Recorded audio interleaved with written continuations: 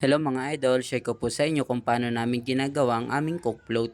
Ituturo din po namin sa inyo kung paano namin ginagawa itong whipped cream at ang ating chocolate syrup na ginagamit. Ito po munang whipped cream ang ituturo ko sa inyo kung paano namin ito ginagawa. Pan prop po yung ginagamit natin na powder para sa ating whipped cream. Lalagay lang po tayo ng mga 200 grams and then lalagyan natin ng malamig na tubig. Mga 100 ml na tubig lang po yung ilalagay muna natin. At kung kailangan magdagdag, saka na lang po tayo mag-add ng water. Mixer lang po natin yan mga idol hanggang sa maging doble na yung dami niya. Pwede din tayo mga idol ng creme densada. Na po idol ang magpapatamis sa ating whipped cream.